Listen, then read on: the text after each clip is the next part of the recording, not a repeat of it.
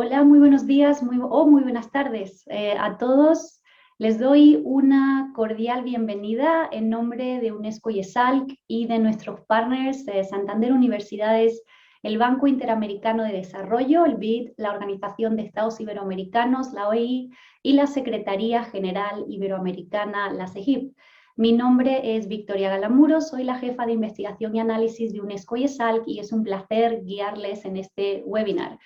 Hoy tiene lugar ya el octavo webinar de la serie de actividades que estamos desarrollando como parte de la consulta de América Latina y el Caribe que nos prepara para la Conferencia Mundial de la Educación Superior de la UNESCO. Esta tendrá lugar en el mes de mayo y mis compañeros les están compartiendo en el chat tanto el link de la conferencia como el link de la consulta.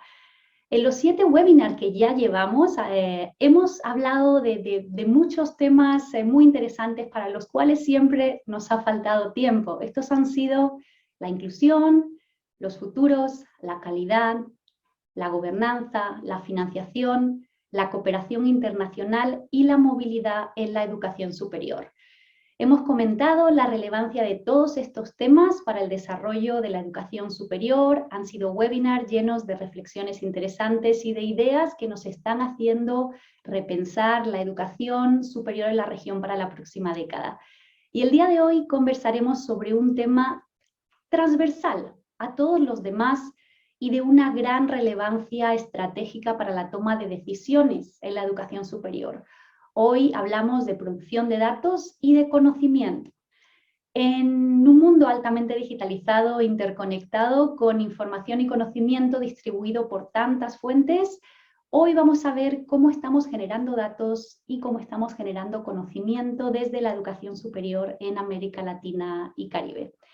Y para darle la bienvenida y unas breves palabras sobre la perspectiva de UNESCO en este tema, le doy paso al director de UNESCO y ESALC, el doctor Francesc Pedro.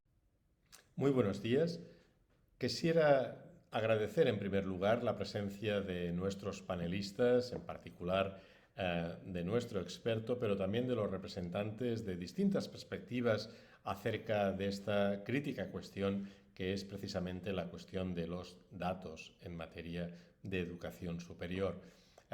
Quiero en particular destacar el hecho de que, como en otros seminarios que hemos desarrollado en el marco de este largo proceso de consulta preparatoria para la Conferencia Mundial de Educación Superior, quisiera destacar que tenemos representantes de distintas perspectivas, lo que podríamos denominar distintos actores que, lógicamente, tendrán voces, expectativas y también seguramente recomendaciones distintas e igualmente complementarias. El objetivo de nuestra consulta es precisamente el de recoger esa pluralidad de perspectivas que en un ámbito aparentemente tan arduo como puede ser el de los datos y más allá el de las evidencias existe. En realidad, si me permiten, con un brevísimo comentario, tal vez pienso ahora que debíamos haber comenzado por este tema en lugar de por los restantes, porque en realidad nuestra base para un análisis adecuado de nuestra situación, para establecer proyecciones, para conocer de dónde venimos y a dónde vamos, en definitiva, es la densidad y la calidad de los datos de los que disponemos.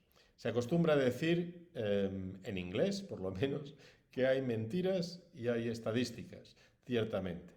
Pero en nuestro caso, la verdad es que podríamos decir que en el ámbito de la educación superior tenemos, si no mentiras, muchos discursos y mucha comunicación política y menos datos de los que nos convendría tener. Es una situación muy difícil en la que ciertamente necesitamos el apoyo, para empezar, de las instituciones, que son las primeras portadoras de datos, pero en segundo lugar también de los gobiernos de la región, que tienen que comprometerse decididamente a no solo recopilar datos, que en muchos casos ya lo hacen, sino hacerlo de manera que el resultado final sea comparable internacionalmente.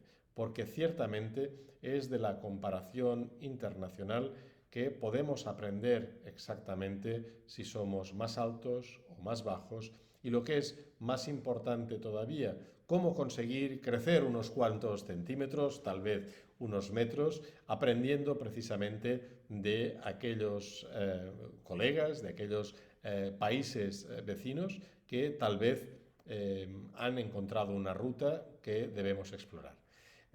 Los datos son los puntos a través de los cuales no siempre, pero idealmente podemos trazar conexiones, y algunas de ellas, cuando están bien amparadas por una teoría, se convierten en evidencias.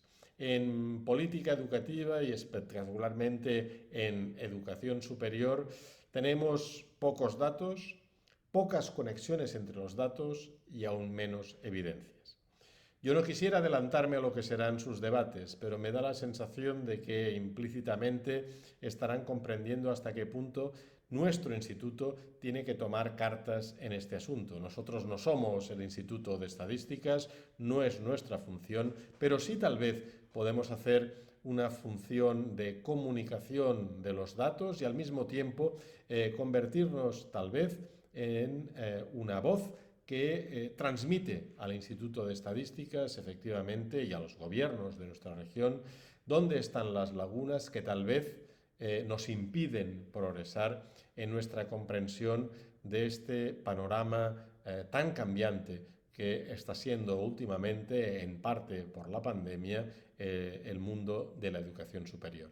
Ahora más que nunca, para evaluar los daños que la pandemia está produciendo todavía, cada vez menos, pero también para evaluar nuestras capacidades de salir exitosos en un proceso de recuperación de los estudiantes y de los aprendizajes, que necesitamos datos. Insisto, los investigadores son tal vez aquellas personas que están llamadas no tanto a recopilar los datos, que también en algunos casos, sino sobre todo a trazar conexiones, pero además en muchos casos, gracias a la existencia de un marco teórico, podemos conseguir avanzar un poco más y comprender mejor no solo cómo funcionan las políticas en educación superior y por qué, sino también cómo mejorarlas. Y ese es, en definitiva, el objetivo y la misión de nuestro instituto.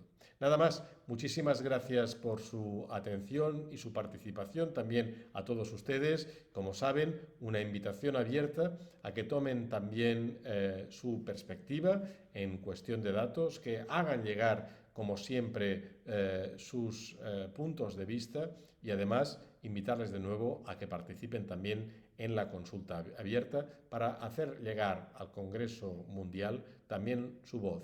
Sea cual sea su papel en el sistema, siempre será bienvenida y desde luego haremos lo posible para que sea también bien escuchada. Muchísimas gracias. Devuelvo la palabra a Victoria. Muchísimas gracias, Francesc, por estas palabras de bienvenida y establecer un poco la visión que tiene UNESCO y la situación en la que nos encontramos en la región con respecto a los datos y al conocimiento. Ahora les recuerdo a nuestros asistentes que este webinar tiene interpretación simultánea en lengua de señas internacional, que está siendo grabado y que en unos días podrán acceder a él a través del canal de YouTube de IESALC, al que aprovecho para invitarles a que se unan. Y además, como en cada webinar, estaremos haciendo un par de preguntas sobre el tema de este día a la audiencia, a ustedes, para poder contar con su opinión de primera mano. Justo ahora debe estar apareciendo en pantalla nuestra primera invitación al diálogo. De igual forma, le animamos a contribuir con sus preguntas a través del espacio de preguntas y respuestas que se encuentra en la parte inferior de la aplicación. Para aquellos que no conocen o que no han utilizado nunca este mecanismo, es muy simple, pueden entrar en www.menti.com y díganos en una palabra cómo definirían la producción de datos y conocimiento de la educación superior en la región, o directamente pueden capturar este código QR desde sus celulares. Le pasarán al chat esa información para que no la pierdan y puedan seguir contestando un poquito más adelante. Gracias. Y sin más, les presento a nuestro experto. de este tema. Él es el doctor César Guadalupe Mendizábal. César, bienvenido. ¿Estás por aquí? Y muchísimas gracias, Ahí. Victoria, un gusto. Bienvenido, César. César, el doctor César Guadalupe es profesor principal y jefe de Departamento de Ciencias Sociales y Políticas de la Universidad del Pacífico en Perú. Él es doctor en Educación y maestro en Pensamiento Social y Político por la Universidad de Sussex, en Inglaterra, sociólogo por la Pontificia Universidad Católica del Perú. César se ha desempeñado tanto en la academia como en el servicio civil, nacional e internacional, y su trabajo se concentra en las políticas educativas, así como en la vinculación entre su formulación y el conocimiento científico, enfatizando la relación entre la educación y la cultura política ciudadana.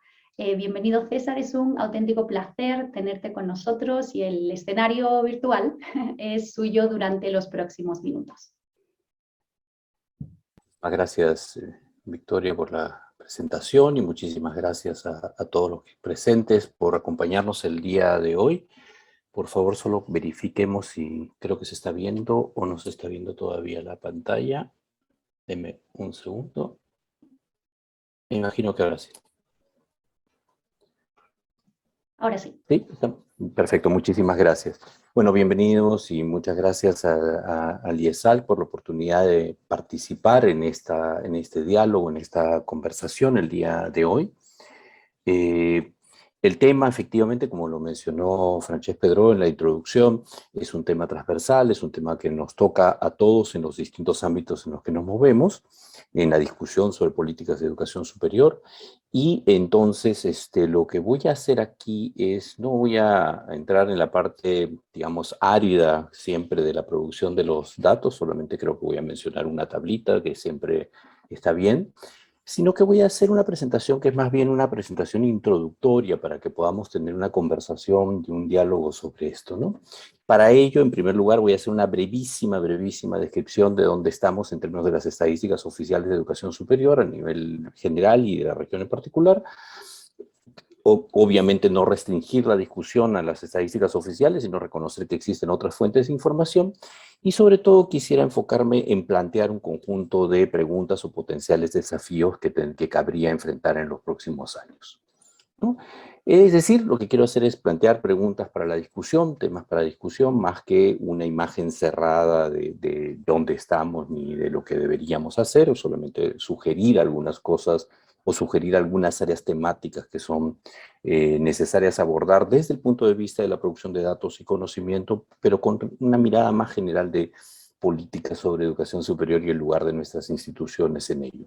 Hago una aclaración, soy profesor universitario, hablo desde mi posición de profesor universitario y eso creo que es importante decirlo, transparentarlo, pero digamos, no quiere decir que estoy aquí en algún modo representando a una institución o al mundo universitario en particular, solo digo desde dónde miro los temas. Sobre las estadísticas oficiales, primero hay que tener presente, que ya lo mencionó Francesc en la introducción, el Instituto de Estadística de la UNESCO es el que acopia estas estadísticas oficiales a nivel internacional.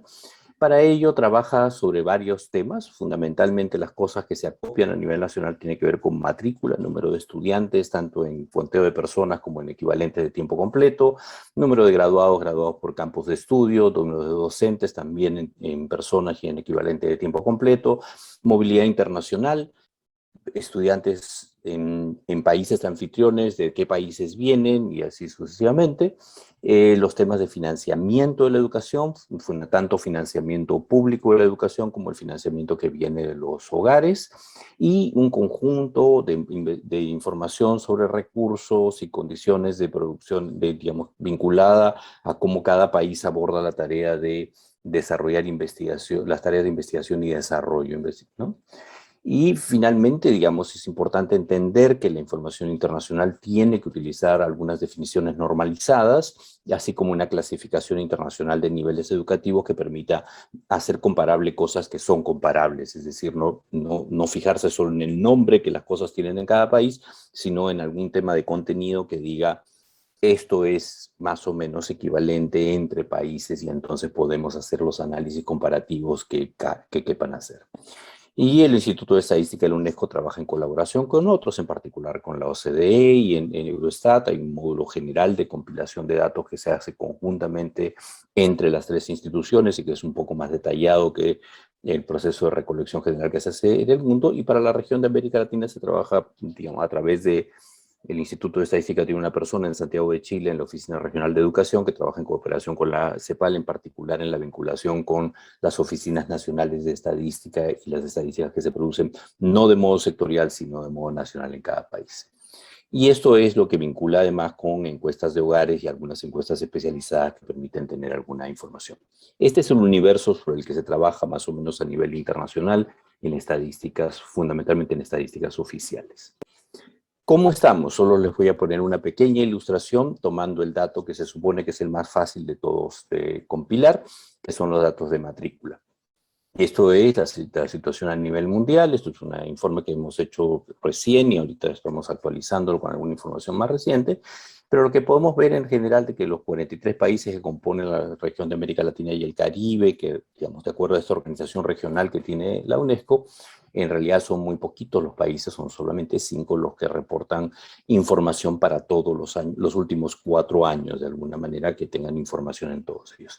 Y si ya decimos los 3 de los últimos 4 años, pasamos a 12 países, es decir, es un número muy pequeño, muy reducido de países. Por supuesto, hay muchos países insulares del Caribe en esta cuenta que tienen pocas instituciones de educación superior, de hecho, además, menos aún de educación universitaria, que tiene otra forma de organización en el Caribe, pero de instituciones, estamos hablando de educación superior en general, no solo de las universidades, y entonces estos números son pequeños, son muy limitados, pero como verán, en realidad en todas las regiones del mundo, este es un problema más o menos recurrente. No es que tengamos un acopio de datos abundante y, digamos, suficiente para desarrollar muchos análisis, y tenemos muchos desafíos. Y esto es solo la ilustración vinculada al dato más básico de todos, que es el dato de matrícula. La situación es aún más complicada con los otros campos que mencioné en la lámina anterior, ¿no? Pasando más allá de las fuentes oficiales, hay obviamente otras fuentes de información. Para empezar, las fuentes de información institucional. Muchas de las instituciones de educación superior manejan y presentan información y difunden sus resultados de conocimiento a través de sus propios sitios web, a través de sus repositorios internacionales y a través del desarrollo de lo que hoy día se ha venido extendiendo como sistemas de información sobre investigación actual, las siglas en inglés CRIS, que son sistemas que permiten poner, digamos, en conocimiento, en acceso a través de la web, digamos, el conjunto de las actividades de investigación fundamentalmente que desarrollan las instituciones de educación superior. Existe, por supuesto, los rankings, y los rankings no solo por los rankings, sino porque los rankings expresan también la voluntad institucional de reportar información. Curiosamente, las universidades reportan más información a los rankings que la información que reportan en las estadísticas oficiales, y uno tendría que preguntarse por qué el tema reputacional asociado a los rankings es más importante para nuestras instituciones que cumplir una función pública que es nuestra obligación cumplir como instituciones que tienen un mandato público, ¿no? Que es producir información oficial para el conocimiento y la discusión de políticas públicas en los países. Y existe una base de datos de educación superior que es manejada por la Asociación Internacional de Universidades, la UNESCO, que es una base de información muy básica institucional de las instituciones, digamos, de las instituciones de educación superior en el mundo, que es básicamente información actual. No existe en ella una serie histórica o algo parecido. Dicho todo eso, en realidad yo lo que quisiera es plantear algunos problemas o desafíos o tópicos que podríamos discutir, ¿no? ¿Por qué ese reporte de datos es tan limitado? ¿Por qué es tan inferior a lo que sucede en la educación básica? ¿Por qué es tan distante de lo que sucede cuando nuestras instituciones reportan información, por ejemplo, para los rankings, ¿no? Y segundo, es que, digamos, incluso si mejorásemos todo lo existente, si incluso la base de datos del Instituto de Estadística de la UNESCO tuviera todas esas áreas que compila completas, con buena información, actualizada, robusta, sin problemas de inconsistencias y demás, eso no alcanza para abordar muchos problemas contemporáneos, que son a los cuales en realidad sobre los cuales creo en realidad deberíamos fijar un poco más nuestra atención.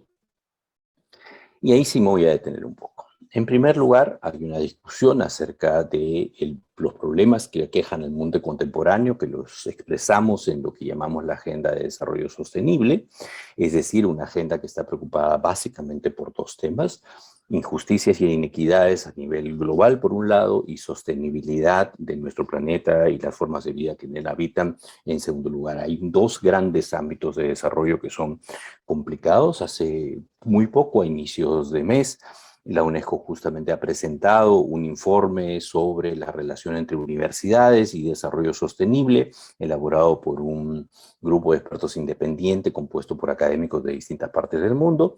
Ese documento está disponible en el sitio de la UNESCO, donde se aborda directamente ese problema, es decir, cómo aseguramos, tendemos, impulsamos que nuestras instituciones, que son instituciones que, insisto, tienen mandatos públicos porque somos instituciones educativas y la educación es un derecho de las personas, y como derecho de las personas es un tema público, y nosotros tenemos eso independiente, digamos, como mandato, independientemente de si somos instituciones estatales o instituciones financiadas por el Estado o instituciones particulares o privadas. Hay una lógica de alineamiento básico con la agenda de problemas públicos que no necesariamente manejamos de la mejor manera posible. Y esto está vinculado a la importancia que tiene la autonomía para nosotros. Creo que para las instituciones educativas en general, no solo para la educación superior, ni solo para la educación universitaria, la autonomía es fundamental para operar espacios de diálogo, de reflexión, de encuentro de cosas, pero la autonomía funciona bien si tiene algún sistema de contrapesos. Cuando no hay contrapesos, las instituciones, y tenemos ejemplos, sobre todo en la región que todos los conocemos, muchas instituciones terminan siendo instituciones que se sirven a sí mismas, y entonces evidentemente las finalidades públicas pierden peso en la agenda de trabajo de las instituciones, cuando las instituciones están mucho más preocupadas de sí mismas y no solamente de las tareas, y no fundamentalmente de las tareas, digamos, que la sociedad nos ha encomendado, ¿no? Entonces, ahí hay un tema que es bien importante, que es entender que hay un marco político global de preocupaciones sobre el mundo, y hay un marco de finalidades públicas que derivan de que la educación es un derecho de las personas, que tendríamos que de alguna manera garantizar mejor probablemente en el campo, en nuestras instituciones. Un segundo problema que está asociado al tema de desarrollo sostenible es que la agenda de desarrollo sostenible, los problemas de desarrollo sostenible, los problemas de inequidad y los problemas de sostenibilidad ambiental son todos problemas muy complejos que no se pueden abordar, digamos, desde una mirada exclusivamente especializada y disciplinar.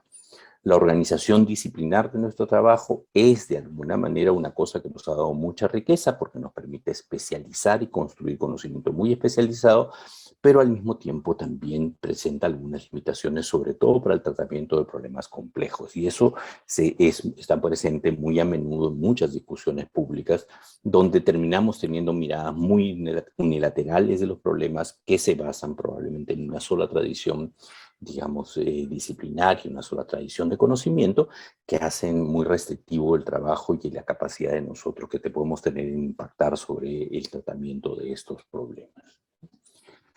Un tercer problema grande que tenemos en la educación superior es la insuficiente integración de la educación superior como tal. Digamos, las universidades corren por un camino, tienden a correr por un camino, no quiero sobregeneralizar, pero tienden a correr sobre un camino, y las otras instituciones de educación superior tienden a correr por otro, y a veces los puentes, las capacidades, las posibilidades que tienen los estudiantes de hacer tránsitos entre estas formas de educación no son muy claras, y a veces además hay una estructura jerárquica, reputacional, que no está justificada de modo alguno, pero que termina reforzando esta fractura dentro de nuestros regímenes de educación superior. Sobre por qué esa fractura o esa división no está plenamente justificada voy a entrar en un minuto, ¿no? Y por supuesto tenemos también un problema grande que tiene que ver con nuestras finalidades públicas, que tiene que ver con el acceso abierto a la información y conocimientos.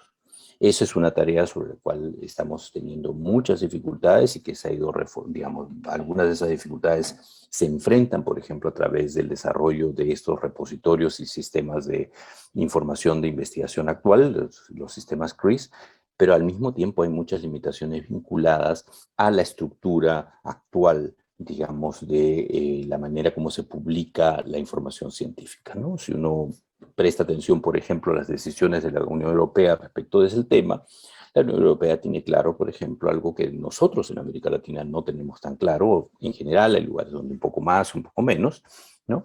Que es que toda la investigación científica que se produce con fondos públicos le pertenece al dominio público.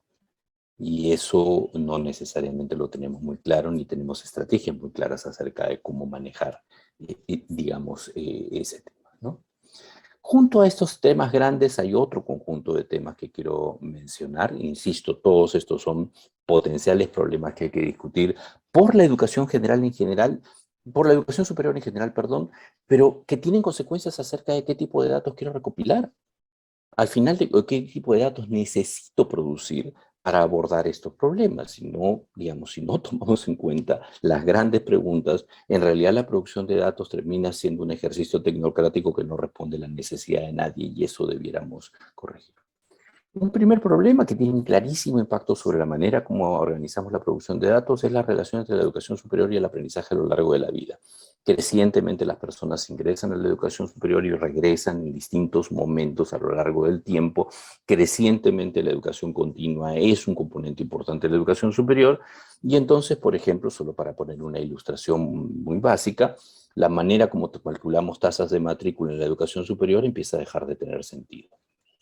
¿Por qué empieza a dejar de tener sentido? Porque utilizamos una población de referencia que no es la población de referencia que es la que corresponde a la educación superior, porque la educación superior crecientemente deja de ser lo que está inmediatamente después de la secundaria para convertirse en algo que tiene una población mucho más diversa, mucho más heterogénea en términos de edades, y entonces, ¿qué sentido tiene computar las tasas de matrícula de la manera que las computamos, por ejemplo? ¿No? Un segundo tema tiene que ver con la flexibilización de los programas y la organización de los programas. Crecientemente se está pensando en estructuras modulares, donde una persona no hace una carrera de X número de años en un solo bloque, sino que puede partir eso y hacerlo en distintos momentos, o combinar distintos bloques en miradas, por ejemplo, mucho más interdisciplinarias de las cosas, ¿no? Hay una tendencia al desarrollo de microcertificaciones que eventualmente pueden permitir a lo largo del tiempo acumular hacia una certificación mayor. Hay una tendencia a valorar más lo que las personas son capaces de hacer que la credencial que portan, es decir, nuestros certificados de estudios cada vez dicen menos y más dice un reconocimiento de capacidades, competencias, dependiendo de la manera como se defina esto en cada sector, ¿no? Y por supuesto, y esto la pandemia lo ha hecho mucho más evidente, la organización industrial de la escuela que siempre hemos acogido también en la educación superior, es decir, galpones rectangulares donde un grupo de estudiantes mira hacia una pizarra hacia el frente, es una forma de organización del proceso educativo que está claramente en cuestión por miles de razones, pero la pandemia ha hecho evidente que podemos trabajar de otras formas también. Y entonces ahí esto va a reformular, debe reformular la manera como operamos, y esto, por supuesto, para la producción de estadísticas tiene consecuencias inmensas, como por ejemplo que las que están asociadas a la manera como se cuenta un estudiante equivalente de tiempo completo o un docente equivalente de tiempo completo, ¿no? Lo tercero, que es esta relación entre lo profesional y lo académico, que está en la base de muchas de las cosas y de muchas de las identidades institucionales, sobre todo en el mundo universitario, donde lo académico es más importante o más prestigioso que lo profesional, cuando para empezar lo académico es un ejercicio profesional como cualquier otro. Y en segundo lugar, las fronteras no son tan claras. Y en tercer lugar, la mayor parte de nuestros estudiantes llega a las universidades en busca de formación profesional, igual que llega a otras instituciones de educación superior en busca de formación profesional, y lo que hacemos es mayormente formación profesional. Entonces, ahí hay un vínculo que tenemos que discutir versus este ideal de las universidades como si fuéramos fundamentalmente centros de investigación. Eso sucede en algunos lugares, no en todos, y no tiene por qué suceder en todos, además, y eso es un tema que hay que discutirlo. Los temas vinculados a la movilidad internacional y al reconocimiento de estudios para poder permitir, digamos, esa movilidad justamente, que ahora se hacen más evidentes con la educación abierta y los temas que tenemos de, digamos, que se puede estudiar a nivel internacional sin moverse de casa. Entonces, eso plantea otros desafíos, igual tiene que ver con cómo se cuenta movilidad internacional, con cómo se cuenta quiénes son estudiantes de qué y a qué país de residencia están asociados y demás. Y por supuesto, otra cosa que menciona con mucha claridad el informe de este grupo independiente de universidades presentado hace unas semanas es el tema del reconocimiento de no solo de la diversidad de saberes disciplinares que existen y la necesidad de una conversación y una integración entre disciplinas, sino también que hay una diversidad de saberes y tradiciones culturales que existen en el mundo y que la educación superior tiene que saber dialogar con ellas. Esto no quiere decir que, digamos, que perdamos lo que es la vieja distinción griega entre mitos, doxa y episteme. Quiere decir que hay que reconocer que hay formas de hacer las cosas y que tratar de crear puentes que nos permitan a todos aprender de todos. Y por último, y aquí cierro, está un tema que es de capital importancia en general, que es el tema de la equidad y la inclusión, y que tiene consecuencias brutales, digamos, muy fuertes sobre qué información producimos. Y aquí cierro esto, que es básicamente una provocación a mencionar temas que podríamos conversar, y agradezco muchísimo a todos por su atención.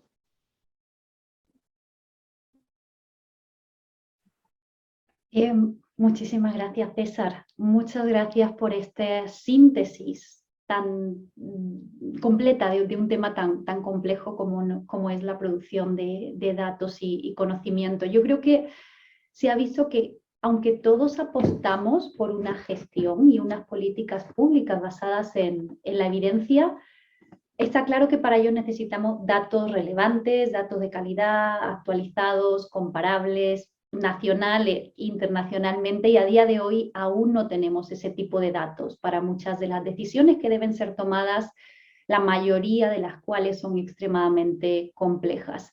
Y hablábamos de que este es un tema transversal porque, hablando de datos, hemos hablado también del contexto político, de la gobernanza, de la educación superior, de su autonomía, del aprendizaje a lo largo de la vida, de la organización de los programas, de la movilidad internacional, porque los datos en cada una de esas temáticas tienen retos diferentes. Los datos van a ser de especial importancia para saber el impacto real de la pandemia en la educación superior. Y tengo una pregunta para César del público. La pregunta que hace Mario Juárez es la siguiente. No es fácil, adelanto. Preguntan cómo resolver las inconsistencias de datos sobre la educación superior en América Latina y Caribe, donde tenemos pocas universidades públicas y una buena cantidad de universidades privadas. Es decir, estamos incluyendo otro factor también que añade complejidad, que es el hecho de la gran cantidad de universidades privadas. ¿Cuáles serían algunos pasos que se pudieran dar para comenzar esa consolidación? Voy a responder de una manera escueta, ¿no? Pero la primera forma de resolver los problemas de inconsistencias y de diferencias en maneras de registro, reporte, es conversando, ¿no? Es decir, tratando de ponernos de acuerdo sobre algo. Pero esa conversación supone un par de cosas. Primero, supone que tengamos claro para qué estamos conversando, es decir, que haya un conjunto de finalidades que son importantes, que nos alineemos con ellas. Y esto está vinculado con un tema general de gobernanza de la educación superior, que no tiene que ver solo con las universidades, tiene que ver con todo. Es decir, ¿cómo aseguramos que todas las instituciones educativas, independientemente del nivel, independientemente de la gestión, independientemente del financiamiento, se alineen con las finalidades públicas con las que tienen que alinearse? Digamos, nosotros en América Latina tenemos esta fórmula común de que nuestras universidades emiten credenciales a nombre de la nación. Por algo esa, ¿eh? No es solo una fórmula vacía. Eso quiere decir que tenemos una encomienda de la comunidad y tenemos entonces una función pública que tenemos que tenerlo claro. La educación, digamos, eso funciona con los sistemas de gobernanza.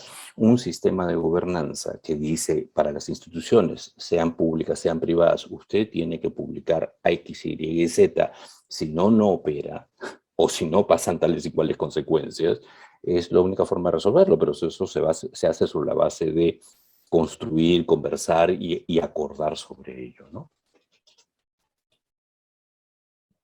Pues una excelente aproximación a esa solución que podría sin duda partir de la base de vamos todos en la misma dirección, universidades del tipo que sea tienen que aportar unos datos de manera obligatoria. César, hay más preguntas, yo tendría muchísimas más preguntas de este tema, pero tenemos que seguir avanzando, nuestros webinars son muy cortitos. Esto no quiere decir que ya lo hayamos hablado todo de este tema, ni mucho menos. Seguimos en comunicación, seguimos en contacto y seguro que este es un tema que volveremos a traer después de la conferencia porque seguiremos teniendo muchas cosas por hablar. Muchísimas gracias de nuevo, César. Un placer. Y pasamos a la segunda parte del evento, que es nuestro panel. Continuamos con esta reflexión y quiero dar la bienvenida a los 4 panelistas de excepción que tenemos hoy, que desde distintos puntos de vista nos van a ayudar a montar un diálogo en torno a la producción de datos y conocimiento. Antes de ello, mientras se preparan nuestros panelistas, le comparto la segunda pregunta que queremos hacerle a ustedes, a la audiencia, el día de hoy a través de esta herramienta. ¿La pueden mostrar en pantalla, por favor? Y si... ok, pues la mostramos un poquito más tarde. Después la ponemos y le hacemos... Ah, ahí está. Gracias, colegas. Nos gustaría que de la misma forma que antes, entrando en esta web o capturando el código QR y poniendo ese código, ustedes priorizaran cuáles deberían ser las características de la producción de datos y conocimiento en la región para la siguiente década. Le dejamos la web y el código en el chat para que puedan seguir accediendo a partir de ahora. Y de esta forma comenzamos nuestro panel. Y comenzamos por nuestra primera panelista. Le doy la bienvenida a la doctora Lucía Teixeira. Muy buen día, Lucía. Buenos días, saludos. Saludos, un placer tenerla con nosotros. La doctora Lucía es presidenta de la CEMEPS, que es la entidad que representa a los proveedores de educación superior en Brasil. Es presidenta de Unisanta, la Universidad de Santa Cecilia, y presidenta de Metared IT Brasil. Lucía tiene un máster y un doctorado en psicología de la educación, es educadora, psicóloga y escritora. Ha sido nominada en diferentes ocasiones al Premio Jabuti, uno de los 2 premios literarios más importantes en Brasil, y en 2020 fue nombrada como una de las 5 mujeres más importantes de Brasil. Enhorabuena y bienvenida, Lucía. Vamos a comenzar preguntándole desde su posición como rectora de una universidad. Nos comentaba antes, César, que hay muchísimos retos a diferentes niveles para la generación de datos. A usted, como rectora, ¿cuál cree que son los principales obstáculos que a nivel organizacional tienen para generar estos datos? Pero también coméntenos, si es posible, sobre las principales motivaciones. Agradezco mucho pela oportunidade de estar aqui representando Brasil, CEMESP, Metarede Brasil e Universidade Santa Cecília. Pensamento por la paz e compreensão global e futuro sustentável para educação em nosso planeta. Dificilmente uma universidade pública ou privada poderá ser relevante e ter impacto social sem investigar sobre as demandas da sociedade, sobre o impacto do COVID e outros. La generación de datos permite nuevos conocimientos, análisis del entorno y toma de decisiones calificadas. Hoy vivimos un proceso de transformación digital que requer que las universidades elaborem un proyecto para que todos los usuarios puedan tener experiencias digitales que representen mejoras en los procesos. Esto es un reto, un desafío y un compromiso en la aprendizaje que aumente la propia competitividad de la institución y de cada país. Administrar una institución orientada al conocimiento requiere utilizar recursos de generación de datos para aumentar la eficiencia y renovar la calidad a partir de información recopilada, transformándola en ventajas competitivas sostenibles. Es un desafío que debe ser planificado, impactar todas as áreas da instituição. Via Big Data, inteligência artificial, algoritmos, é urgente mundial. Califica a gestão, a toma de decisões, permite flexibilizar, personalizar a aprendizagem e o desempenho acadêmico e administrativo. Se converte em um aliado na transformação e na missão da instituição. Requer um cambio da cultura da comunidade acadêmica para que gerem impactos. Deve ser recoletada sistematicamente para transformar em conhecimento estratégico e com pessoas apoiadas em las tecnologias da informação e da comunicação. É uma oportunidade, grande oportunidade, e um grande desafio a todas as instituições. É importante um ambiente de cultura e comportamentos informativos para que seja uma vantagem competitiva à instituição e a nosso país.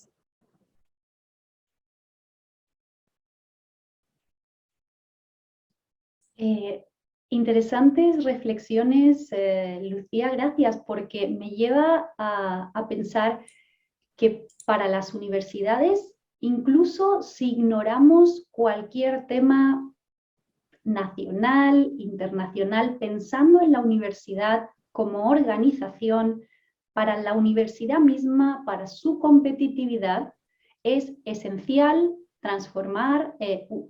recolectar datos de manera sistemática y utilizando todas las nuevas tecnologías, poder transformar esos datos en ventajas competitivas.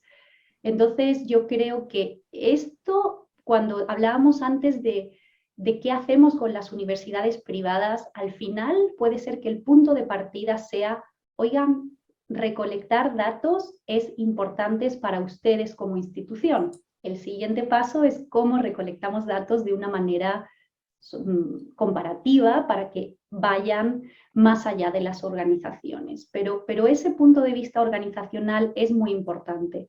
Independientemente de todo lo demás, recolectar datos a nivel institucional es esencial. Muchas gracias, Lucía, por esta respuesta. Y como segundo panelista, tenemos con nosotros al viceministro Genaro Rodríguez. Muy buenos días. Hasta la República Dominicana. Un abrazo. Y bienvenido.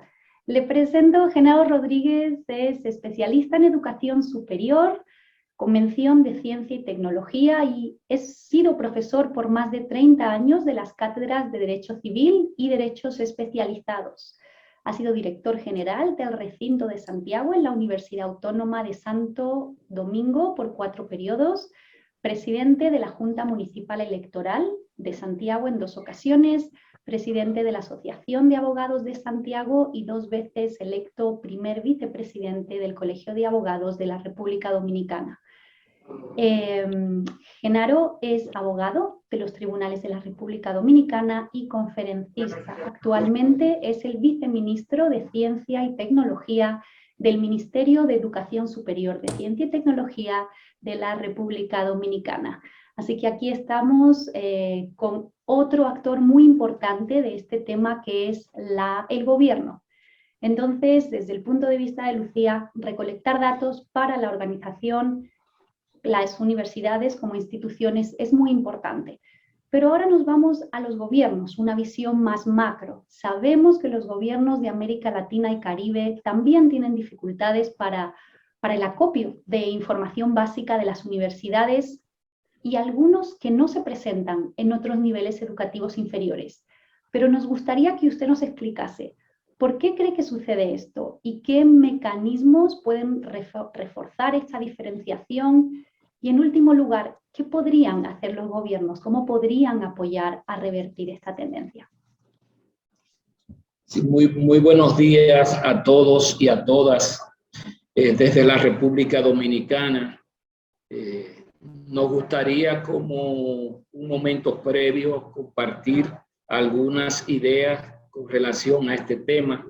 Necesariamente tenemos que tomar como punto de partida la situación de pandemia como un problema previo que nos afecta a todos, y luego como un problema de tipo coyuntural inmediato y muy presente, que es la situación de inestabilidades que amenazan al mundo por la situación que se está presentando, ¿verdad?, que amenaza a la paz del mundo. En este caso, con relación a la primera pregunta que se nos formula, decirle que es un grato placer para nosotros desde la República Dominicana poder compartir con ustedes nuestro punto de vista. Se nos ha formulado la pregunta con relación al por qué uno considera que los gobiernos de América Latina tienen dificultades para el acopio de informaciones. En este caso, decirle que los gobiernos de América Latina presentan diversos temas y también presentan determinadas dificultades, los cuales se pueden resolver mediante estrategias definidas para desarrollar soluciones que involucren la participación conjunta del sector privado, el sector público, el gobierno y la academia. En la mayoría de los países de América Latina se rige la educación y sus actores en 2 direcciones fundamentales. En este caso está la educación básica o preuniversitaria y la educación superior. En este caso, cada una actúa por separado y con poca coordinación entre un nivel de educación y otro. Es el caso específico de República Dominicana, que estamos haciendo esfuerzos ingentes por superar esa situación. Esta disgregación, en consecuencia de la educación, no permite que las informaciones se alineen hacia la continuidad sistemática donde se pueda reflejar la unión o integración que en el sector educativo superior y primario debe de existir. Más aún, en ambos sectores o direcciones de la educación actúan por separado y evidencian o mecanismos que refuerzan esta diferencia se reflejan en el nivel cognitivo con que llegan a las academias de educación superior los productos que son resultado de la educación preuniversitaria. En este caso, un número importante de estudiantes de educación básica presentan y se demuestra con ello una cierta deficiencia y baja continuidad de los sectores de donde provienen. finalmente en República Dominicana se podría ayudar a revertir esta tendencia estableciendo planes operativos que involucren acciones en conjunto entre ambos sectores, donde se puedan conectar las acciones que se deben de ejecutar a fin de que contribuyan con el fortalecimiento de la educación y con ello se pueda lograr obtener el resultado esperado, que es un estudiante como producto competitivo, de calidad y conectado con las nuevas tendencias del mundo.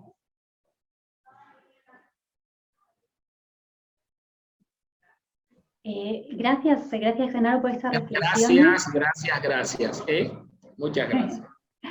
Porque tomo uno de los puntos de los que ha dicho que creo que es muy relevante, y es que la producción de datos que sean relevantes y comparables de la educación superior es una tarea donde se necesita la participación de todos los actores de la triple hélice. Esto es la participación conjunta del sector público, del privado, de la academia. Y un buen punto de partida, como dice, son estos planes operativos coordinados por el gobierno, pero que involucren también a todos estos actores para poder actuar todos de una forma más coordinada, que quizás ha sido uno de los aspectos que hasta ahora todavía quedan por pulir. Muchísimas gracias. Volvemos a usted en un momentito con otra pregunta. Tenemos a nuestro tercer panelista, Félix de Moya. Muy buenas tardes y bienvenido. Buenas tardes y muy agradecido por la invitación. Pues presentamos a Félix de Moya. Él es director, investigador principal y fundador del grupo Esimago, que lleva a cabo ambiciosos proyectos de I+D+I. Su amplia actividad investigadora le ha llevado a firmar numerosos acuerdos de colaboración con distintas entidades españolas, pero también de muchos otros países, que han servido para la elaboración de informes sobre la producción científica visible internacionalmente de distintos agregados. Ha participado en diferentes proyectos europeos relacionados con el tema de e-learning, y Félix es gestor universitario y consultor de organismos internacionales como el Banco Mundial o la OCDE. Un punto de vista diferente y muy relevante del tema de la producción de conocimiento y de datos. Y nos gustaría saber, siendo Esimago una plataforma de información y datos gratuita, nos interesa mucho que desde su punto de vista nos pudiera comentar cuál es su posición con respecto a uno de los aspectos que se han nombrado antes, pero que tiene muchas aristas y que es muy complejo, como es los datos abiertos de la ciencia. Sí, muchas gracias. Creo que este es un tema candente hoy día porque,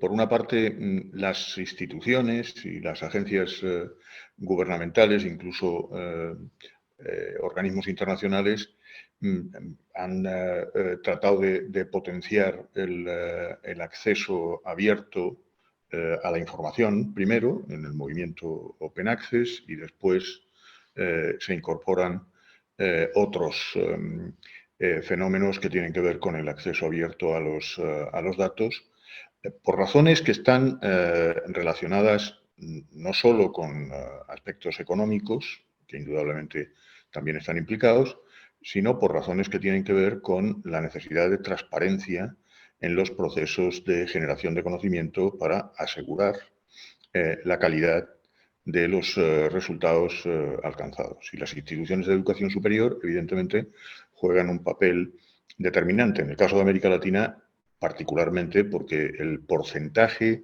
de conocimiento generado por las instituciones de educación superior frente al que generan otro tipo de instituciones en América Latina es muy elevado. Está por encima del 90% de la producción total en el caso de muchos países. Es verdad que la distribución de conocimiento generado por países en América Latina es muy desigual, porque América Latina es una región que tiene un país que produce casi el 60% de la producción de carácter científico en la región, y esto no es muy común.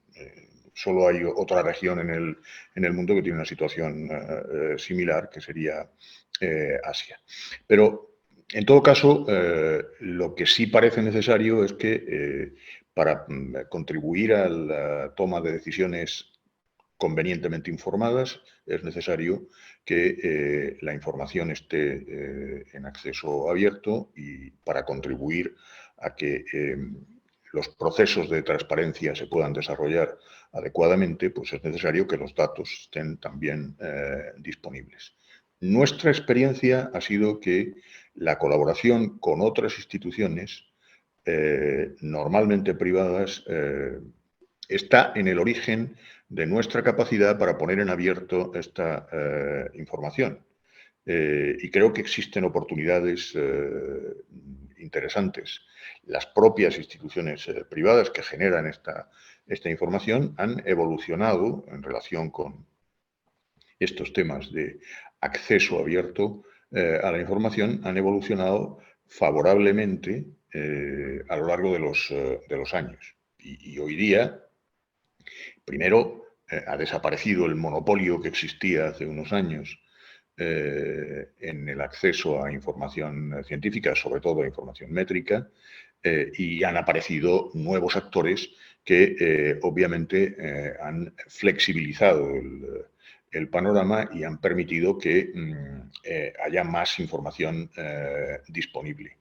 Curiosamente, no son las instituciones públicas, al menos esa es nuestra experiencia, las que tienen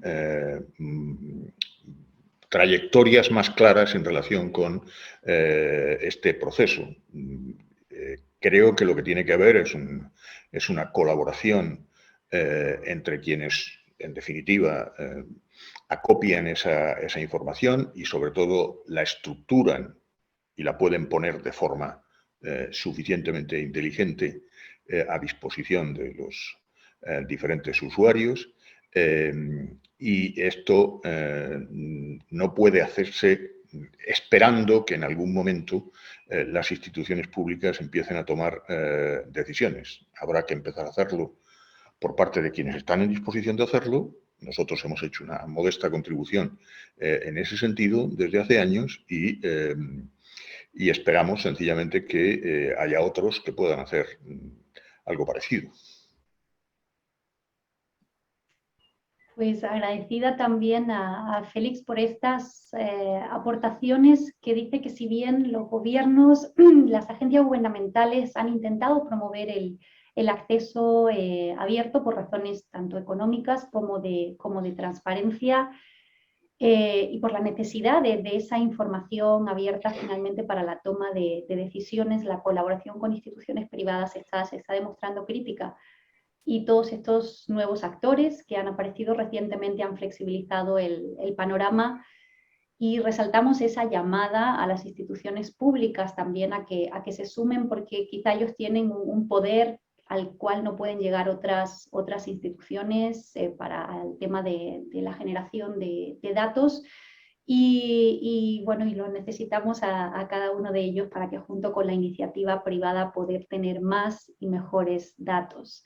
Gracias también por estas aportaciones, y nos vamos con nuestro cuarto panelista. Él es Dante Cid. Dante, muy buenos días y bienvenido. Buenos días. Gracias, Victoria, por la invitación. Presentamos a Dante Cid. Él colabora con las principales partes interesadas en la investigación para establecer alianzas estratégicas y utilizar la analítica y los datos para hacer frente a los retos de la sociedad en materia de sostenibilidad, diversidad, inclusión y ciencia abierta. Dante trabaja para Elsevier como vicepresidente de redes estratégicas globales para América Latina desde 2002, y hoy representa a Elsevier en varias organizaciones como la Asociación Brasileña de Editores, la Asociación Brasileña de Derechos de Autor, la Asociación Internacional de Editores, el Instituto ProLibro para la Alfabetización, el Grupo de Trabajo de Innovación de la Confederación Nacional de Industria de Brasil y el Diálogo Empresarial de las Américas del Banco Interamericano de Desarrollo. Tenemos otro actor muy importante en el tema de la generación de datos y de conocimiento y de la comunicación de los mismos, y nos gustaría, dentro de todas las iniciativas que ustedes hacen de Elsevier, enfocarnos en una de ellas que, digamos, nos gusta especialmente. Ustedes utilizan los datos de publicaciones para medir, y los analizan, para medir cómo se está contribuyendo a los Objetivos de Desarrollo Sostenible de Naciones Unidas, a los ODS. ¿Podría usted comentarnos un poquito más en detalle esta iniciativa y, en general, de qué forma la producción de conocimiento en la educación superior puede contribuir a dar seguimiento y alcanzar los ODS? Gracias, Victoria. Justo, felicitaciones a la UNESCO por la iniciativa. Mira, les pongo aquí en mi pantalla una muestra de algunos de nuestros estudios pro bono que están abiertos ahí para acceso abierto para todos sobre los ODS. Desde la publicación de los ODS, Elsevier trabajó mucho para mapear toda la actividad de publicación versus estos objetivos. Hoy tenemos todos mapeados, obvio, claro, con excepción del 17, que es acerca de partnerships, pero los 16 en que podemos tener datos, ahí están. Más recién es de la neutralidad de carbono, pero muy importante los de equilibrio de género en la investigación, de la ciencia, de la sustentabilidad en general. Y quisiera nada más aclarar que debemos diferenciar estos dos temas. Uno es acerca de los datos producidos por el investigador durante el proceso de investigación. Otro es la publicación científica. Explorar los datos, hoy diría que la dificultad se encuentra en la forma, en la estandarización, la preservación de los datos, o la exploración de la publicación para generación de conocimientos es algo que requiere procesos adicionales de mineración de datos y texto sobre el texto de las publicaciones científicas, sea artículos, sea libros, y que nos permite llegar a generar conocimiento acerca de cómo viene la ciencia contribuyendo para el avance de los ODS. Y hoy, como les comenté, tenemos todos estos objetivos ya mapeados y es una buena noticia que vemos crecimiento en toda la generación de conocimiento de producción de datos acerca de cada uno de los objetivos. Aquí vemos. Y aquí tenemos algunos datos como acerca de la neutralidad de carbono. Muy feliz de informar que desde hace 20 años estas publicaciones de neutralidad de carbono pasaron de 1% de las publicaciones globales y hoy representan casi los 5% de estas publicaciones, lo que es muy significativo.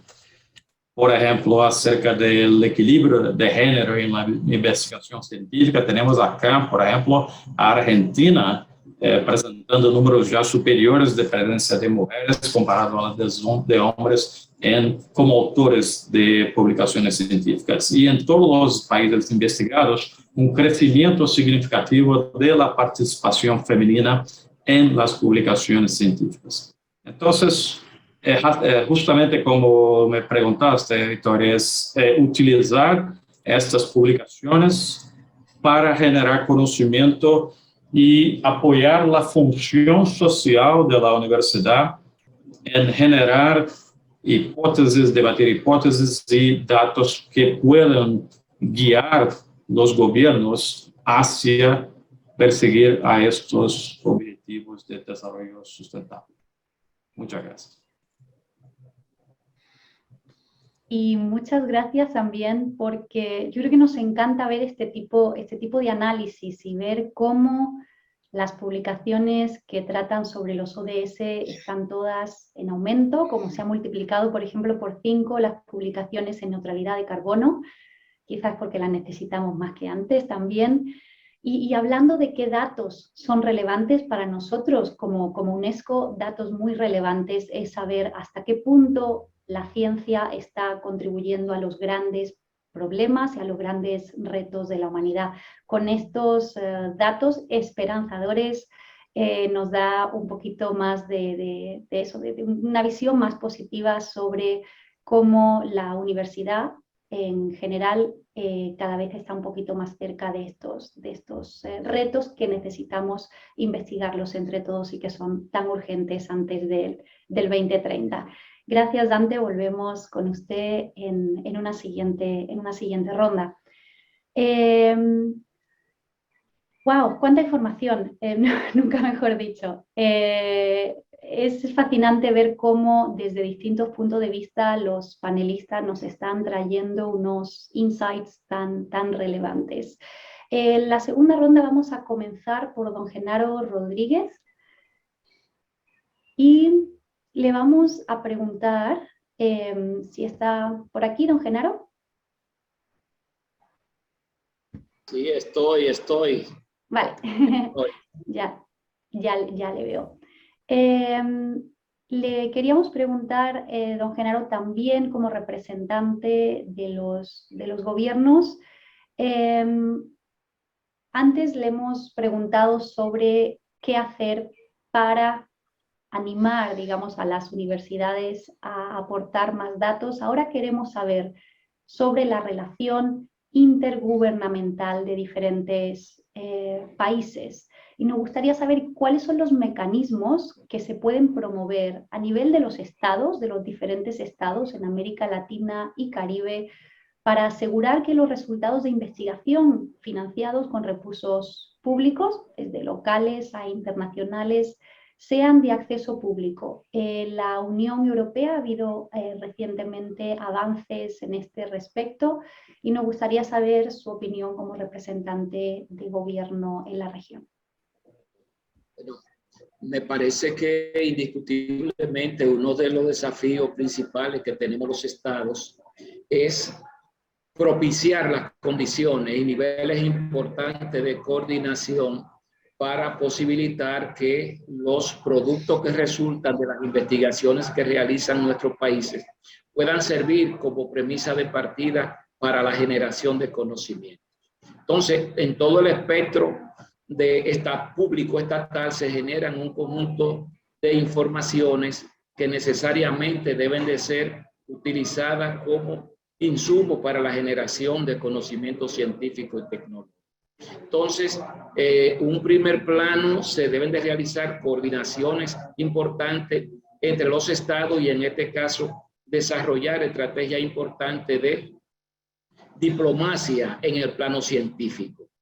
En el plano local es uno de los desafíos fundamentales que nosotros tenemos. En el caso de República Dominicana, me imagino que no es un caso ajeno a América Latina, y es que se generan un conjunto de datos y un conjunto de informaciones resultado de proyectos de investigación que no logran ser asequibles a una mayor cantidad de investigadores y de instituciones que están comprometidas con el tema de la investigación. En este caso, en un primer plano, se requiere que se eleven los niveles de comunicación e información en un primer plano entre los actores estatales. Quizás que existan estructuras, una suerte de archivos repositorios donde puedan esas informaciones que son fundamentales para la generación de conocimientos, pero también resultados que se obtienen producto de investigación puedan ser conocidos entre actores estatales y de esa manera crear condiciones que posibiliten la coordinación entre estos actores.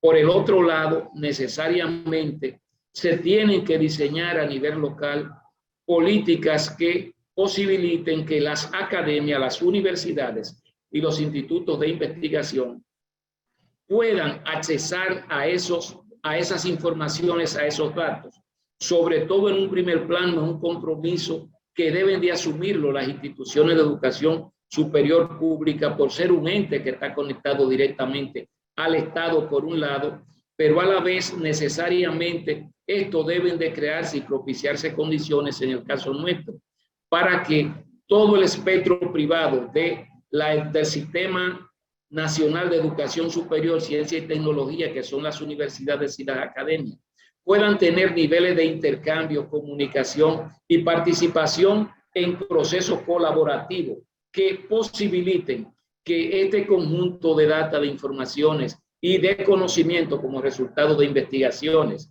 que desde el espectro público se realicen, puedan ser del conocimiento general y le puedan ser asequibles a lo que es la comunidad de investigadores del país de que se trate, en este caso República Dominicana. Por ejemplo, uno se pregunta cuáles niveles de coordinación se producen entre los investigadores entre sí.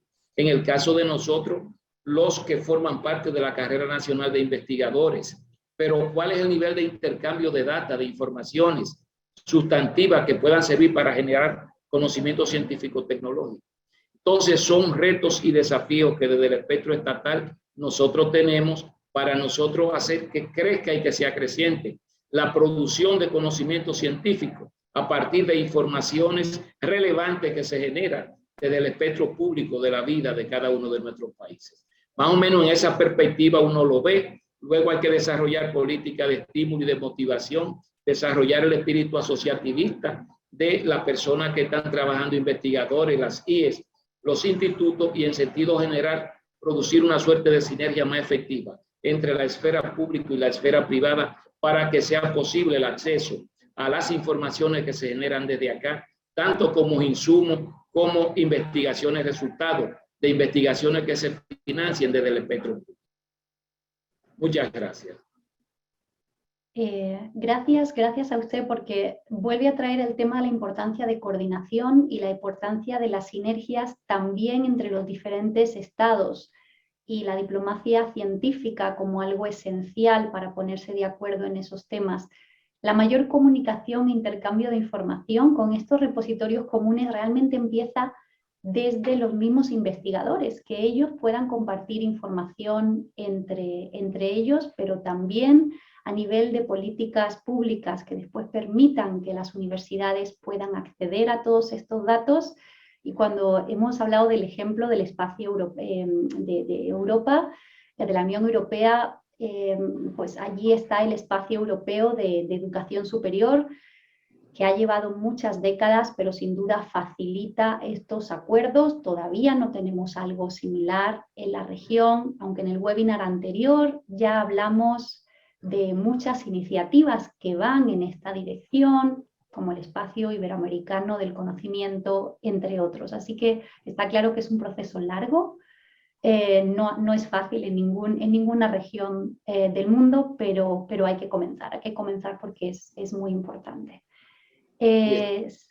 Así es, tenemos que empezar. Siguiente pregunta para Dante. Volvemos con Dante Cid. Y aquí queremos preguntarle sobre sus perspectivas como experto en datos de las publicaciones a nivel internacional.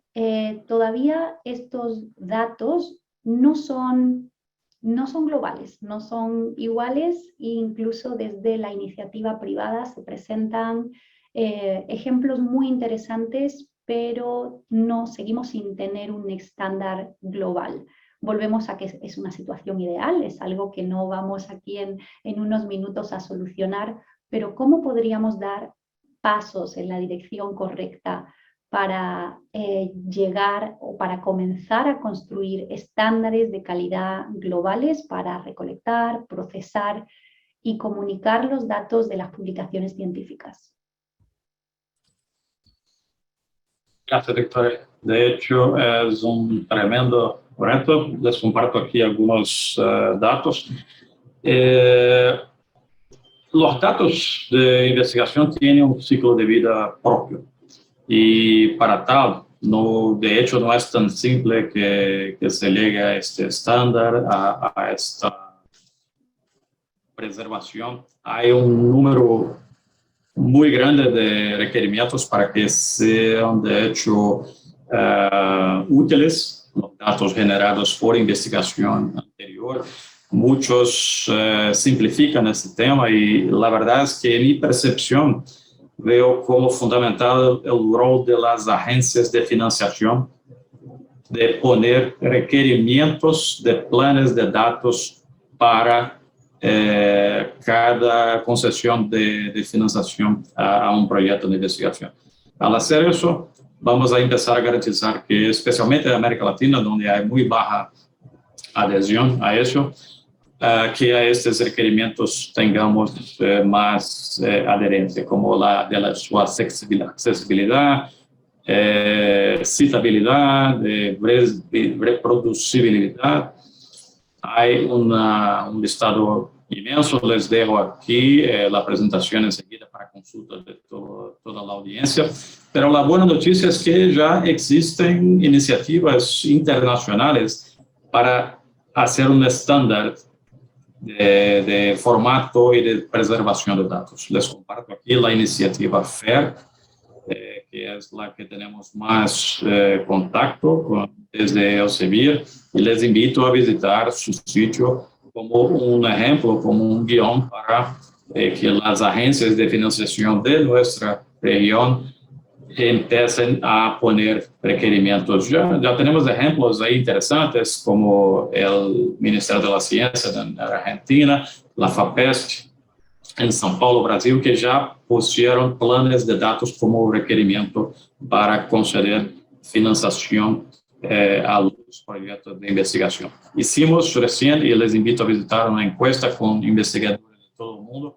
y la gran mayoría está de acuerdo con la importancia de la preservación de los datos y con el gaño de eficiencia que se tendría en investigación futura con la posibilidad de reutilizar datos de investigaciones previas. Tenemos que siempre acordarnos de que la investigación es un proceso que se construye sobre la investigación previa. Esto ha sido así desde el nacimiento de la ciencia, y la imposibilidad de hacer esto sobre los datos es, de hecho, hoy uno de los principales retos de la ciencia global. Aquí les dejo algunos recursos adicionales. No es un tema simple, es complejo, pero me imagino que hoy nos faltan estándares para guiar nuestro incentivo a esta preservación. Muchas gracias. Creo que es un muy buen punto de partida, Dante, gracias el comentar que, por ejemplo, las agencias de financiación podrían ser las que empezaran ya poniendo requerimientos de recolección y de gestión de datos a la hora de dar los fondos.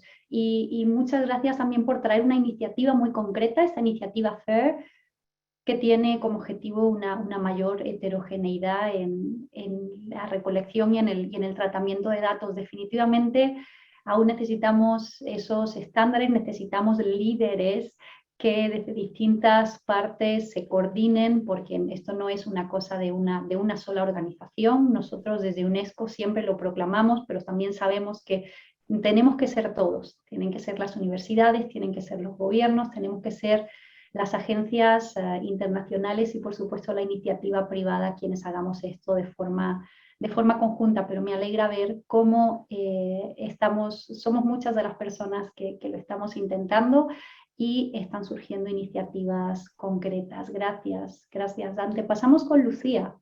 Volvemos a otra pregunta para Lucía, porque hay otro actor o actores que pueden ser relevantes aquí, y estos son las redes de universidades. Lucía representa a CEMES por un lado y a MetaRed en Brasil por otro, que es una iniciativa de Santander Universidades y Universia, y nos gustaría saber desde el punto de vista de las redes de universidades cómo se puede impulsar la producción de datos y conocimiento en la región. ¿Qué buenas prácticas considera que ya se han implementado? Y pensando en el futuro, ¿cuál podría ser su papel para la próxima década? CEMESP tiene una larga tradición en la generación de información y conocimiento a través del uso de datos, o Instituto SEMESP é um centro de inteligência analítica criado por la entidade, integrado por especialistas com sólida experiência em recolecção e análise de dados da educação superior, que desenvolve estudos, indicadores e análises estatísticos relacionados com o setor. O objetivo é brindar a investigadores, educadores, gestores públicos e privados, periodistas e a sociedade em geral, informação relevante e confiável que permita tomar decisões, estabelecer estratégias e formular políticas públicas encaminhadas ao desenvolvimento da educação superior. SEMESP se ha transformado em um hub de redes de cooperação, intenso intercâmbio de experiências e modelos de gestão e processos de inovação acadêmica que estão impactando as instituições. Hoje, há 269 instituições em las redes coordenadas por SEMESP, as de cooperação, em la meta-rede, em consórcio STEM, de inovação acadêmica, administrados por nós outros. Em meta-rede, é a melhora de competências digitais de los professores, empregados em las áreas de tecnologias de informação de nossas universidades, com o objetivo de promover a madurez digital do ecossistema da educação superior. Em la próxima década, organizações como SEMESP e MetaRede seguirão sendo fundamentais para colaborar de maneira efetiva para as instituições de educação superior puedan avançar e qualificar processos de transformação digital e generação de dados que impactem em las áreas acadêmicas e administrativas e políticas públicas. Lucía, gracias por traer la perspectiva de esos actores que están un poco, es el nivel meso, ¿no? No son las universidades, no son los gobiernos o los sistemas en general, son estas redes de universidades que si quieren impulsar un tema específico, porque normalmente se alinean en torno a un área específica, saben que tienen que recolectar datos de una forma homogénea. Me alegra mucho escuchar las buenas prácticas de SEMESP en este sentido. No conocía el detalle que usted ha comentado y me alegra mucho saber que es un actor tan importante para la educación superior en Brasil. Y también este caso sí lo conocía más como MetaRed, que en concreto quiere mejorar las habilidades digitales y la madurez digital de las universidades. También tiene desde hace unos años una serie de indicadores, una encuesta común para todas las universidades donde pueden comparar los datos, o al menos una cantidad de datos, porque todos también tenemos que ser conscientes de que cada universidad, cada institución tiene una serie de peculiaridades, pero que hay unos aspectos que son comunes a todas y ahí es donde nos tenemos que centrar. Muchísimas gracias, Lucía, por esa contribución. Y volvemos a Félix para ver un tema que, si bien de nuevo se ha nombrado, es un tema también de gran importancia y de gran complejidad, y le vamos a pedir una cosa muy difícil, que es que lo conteste en muy poquito tiempo. Félix, vamos a pensar en la producción de conocimiento, pero considerando que producir un artículo científico no es necesariamente idéntico a producir conocimiento, y que publicar en una revista indexada no significa necesariamente tener un impacto real, como se viene entendiendo hasta ahora. Entonces, ¿hasta qué punto ello condiciona de manera negativa la producción de conocimiento de las universidades en la región? ¿Y cómo podemos mejorar esta situación?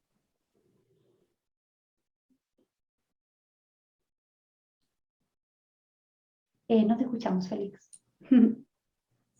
Perdón. Ay, perfecto. Digo que creo que las políticas que han tratado de incentivar la producción de conocimiento mirando solo las publicaciones en revistas indexadas, evidentemente han conseguido algunos resultados, pero podemos decir que no son más que la mitad del cuento, por decirlo de manera coloquial. Lo cierto es que luego la realidad se encarga de contradecir todos los discursos que se hacen a propósito de este tema. Un ejemplo claro es lo que está pasando con el COVID. La mayor parte de la opinión pública mundial se ha enterado de que existe algo como Lancet como consecuencia del COVID. Luego, algo pasa con las publicaciones que tiene que ver con el nivel de aceptación del conocimiento científico, y esto debemos tenerlo en cuenta. Lo que se ha ganado a lo largo de los siglos en relación con los procesos de revisión por pares que acreditan la calidad del conocimiento científico, esto no debemos perderlo. Ahora bien, como decía antes, apuntar solo a las publicaciones para acreditar el conocimiento científico generado es algo limitado, especialmente cuando se utilizan las publicaciones, como han dicho las declaraciones de San Francisco o las de Leiden y otras, cuando se utilizan las publicaciones para evaluar los méritos científicos, los méritos en términos de generación de conocimiento de los investigadores. Porque es posible publicar un mal trabajo en una buena revista y es posible publicar un buen trabajo en una revista no tan bien acreditada, no tan bien rankeada, dicho desde la perspectiva de los impactos. Esto es verdad. Yo lo que diría es que tenemos que preservar lo que hemos ganado a lo largo del tiempo, desde que aparecieron las primeras publicaciones científicas, en lo que tiene que ver con que el sistema mundial de publicaciones, a través de los procesos de revisión por pares, acredita la calidad de al menos cierto conocimiento científico, y al mismo tiempo tenemos que ser capaces de mejorar haciendo evaluaciones y análisis y generando métricas que no necesariamente estén basadas en los impactos de las revistas, sino que hay que ir a diferentes tipos de impactos. Impactos científicos ya tenemos, necesitamos impactos tecnológicos, impactos sociales, etcétera, y desde luego a nivel de aportaciones singulares, es decir, no por paquetes de aportaciones publicados en las revistas, sino por cada trabajo que se ha generado. Hoy día tenemos la tecnología suficiente y la disponibilidad, empezamos a tener la disponibilidad de datos que nos permiten avanzar en esa dirección. Otro tema, Félix, muchas gracias, que tenemos que repensar. Curioso el comentario de que el COVID nos ha acercado a todos a la importancia del conocimiento científico, así ha sido, y a la importancia de publicar de una manera rápida, porque no todo el mundo era consciente, el público en general, que muchas veces, sobre todo en ciertas revistas científicas con una gran reputación y con un gran impacto, desde que se manda una publicación hasta que es aceptada y publicada puede pasar muchísimo tiempo, que puede ser crítico. Con el COVID se ha visto muy claro, pero ¿y una publicación sobre el cambio climático que tarda 2 años o más en ver la luz? Eso también es un tema muy importante que hemos visto de forma muy clara en los últimos 2 años. Los incentivos que se dan hoy en día a los investigadores son sobre todo en investigación. Entonces, cómo se mida la investigación tiene un gran impacto en la carrera de los investigadores. Así que intentemos, aunque no sea fácil, ir más allá de cómo hemos venido midiendo el impacto, incluir, como ha nombrado Félix, impactos tecnológicos, impactos sociales, para hacer más equilibrado esta evaluación que es tan importante para las carreras de los investigadores, para las universidades, pero también para todos los que nos beneficiamos como usuarios de la ciencia al final. Gracias, Félix. Me gustaría, estamos en tiempo.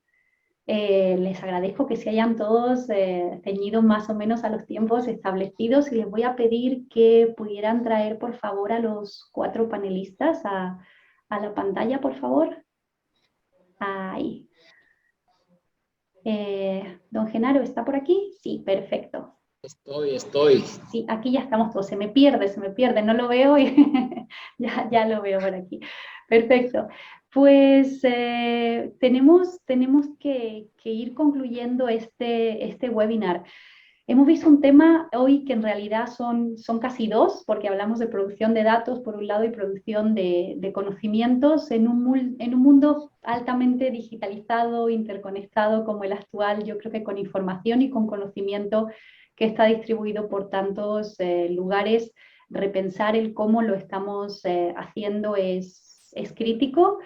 Aún quedan, sin duda, muchas preguntas por responder. ¿Qué indicadores tenemos que diseñar? ¿Qué datos tenemos que capturar? ¿Quién, cómo y cuándo? ¿Y por qué tenemos que capturar ese tipo de datos? ¿Cuál es el rol de la ciencia abierta? ¿Cómo incentivamos adecuadamente a los investigadores y a las universidades? ¿Y cómo nos coordinamos todos? Porque al final más y mejores datos solo se van a conseguir si nos coordinamos entre todos, gobiernos, universidades, iniciativa privada y otros actores. Les voy a hacer una última pregunta, que es la misma que le hemos hecho a la audiencia al principio. Les voy a pedir 2 adjetivos con los que ustedes describirían la producción de datos y conocimiento para la próxima década. Tienen la oportunidad de decir algo. ¿Cómo creen que va a ser? Empezamos, por ejemplo, por Félix. Bueno, yo creo que, permítame que utilice 2 palabras para definir cómo es ahora. Y a continuación, alguna más respecto de cómo la veo en el futuro. La situación ahora, especialmente en la región, es manifiestamente mejorable. ¿Y en el futuro? ¿Cómo la esperamos? Pero creo que no podemos hacer otra cosa más que mejorar. Creo que va a haber mayor cantidad de información abierta disponible. Hemos tenido un periodo de batalla en los metadatos en acceso abierto y ahora ya tenemos también citaciones en acceso abierto. Por tanto, yo creo que mucha más disponibilidad de información seguro y de acceso libre en los próximos años. Félix, un 10 por el contenido de la respuesta, un poquito menos por la brevedad, pero súper relevante, gracias. Lucía, ¿cómo describimos la producción de datos en la próxima década? ¿Cómo le gustaría que fuera? No le escuchamos. Lucía, no le escuchamos, tiene el micro cerrado. Sí. Perfecto. Yo diría la ampliación de información y de conocimiento relevante, hasta para que podamos ampliar el acceso y la equidad. Más datos, más relevantes, con mayor acceso y con mayor equidad. Tampoco son 2 palabras, pero de nuevo un 10 con respecto a su respuesta. Gracias, Lucía. Genaro, Cuéntenos desde el punto de vista del gobierno, mirando la próxima década. Sí, yo pienso que de cara a la próxima década es una responsabilidad de nuestros gobiernos, primero crear las condiciones que puedan masificar el acceso a las informaciones que se generan.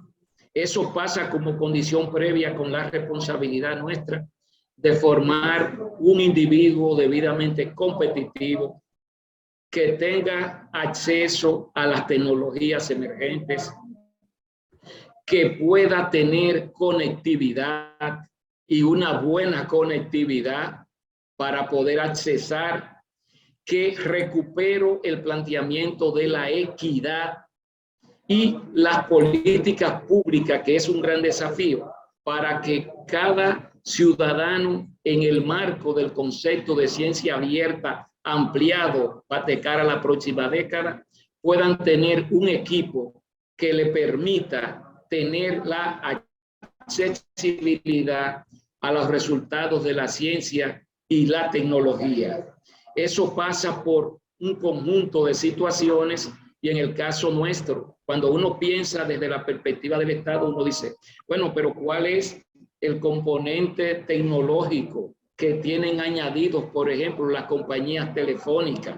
Más allá de ello dar el servicio, ¿qué otros servicios pueden darnos en la estrategia de masificar que cada vez más contingentes humanos y jóvenes puedan tener acceso a la ciencia, a sus resultados y a las informaciones, y así ciudadanizar lo que es el producto y el resultado de la ciencia en la lógica, en la perspectiva del concepto de ciencia abierta, y se puedan producir intercambios en todas las direcciones y colaboraciones en todas las direcciones y accesibilidad a data que se generan desde la escena estatal. Sobre todo, formar ese individuo es nuestro gran desafío de cara a la próxima década. Mayor acceso, un acceso más equitativo a esos datos. Muchísimas gracias, Genaro, desde el punto de vista de los gobiernos. Y Dante, desde el punto de vista de la iniciativa privada, ¿cómo vemos esta generación? Accesibilidad y reproducibilidad. Un tema también muy importante, ese último que ha dicho de la reproducibilidad, y del cual también podríamos estar hablando mucho más tiempo. Me encantaría poder tenerlos aquí y robarles más de su tiempo, pero sé que estamos todos muy ocupados. Ustedes como panelistas, un agradecimiento enorme a nuestro experto, en primer lugar, y también a nuestros 4 panelistas por su tiempo y por su gran generosidad en compartir sus ideas para el futuro y sus experiencias con todos nosotros. Les amenazo con volver a contactarles para continuar esta conversación. Muchísimas gracias. Gracias también a nuestra audiencia por estar aquí. Un webinar más y por acompañarnos y por su participación. Como siempre, ha sido un placer acompañarle en otro de estos webinars que, bueno, pretenden aportar otro granito de arena a la mejora de la educación superior en la región. Por supuesto, sabemos que quedan muchas más conversaciones por tener. No hay temas, tocamos unos temas que no vamos sin duda a resolver en estos webinars, pero como les digo, queremos dar un pasito en la dirección correcta. Gracias a todos ustedes, más de 300 participantes, por el haber asistido y participado, y solo me queda invitarles a continuar compartiendo sus ideas en la consulta pública que actualmente se encuentra abierta en torno a los retos y oportunidades de cada una de las temáticas, cualquiera de las 10 que hemos tratado de la educación superior en la región. Mis compañeros le van a compartir la web de esta consulta en el chat. Ya tenemos muchas respuestas y nos encantaría escuchar más de ustedes, porque todo esto nos lo vamos a llevar a la conferencia de Barcelona. Les esperamos de nuevo el próximo miércoles a la misma hora que hoy para dialogar en torno a la educación superior y los objetivos de desarrollo sostenible. Muchísimas gracias a todos, muy buen día y que tengan una excelente semana y hasta la próxima.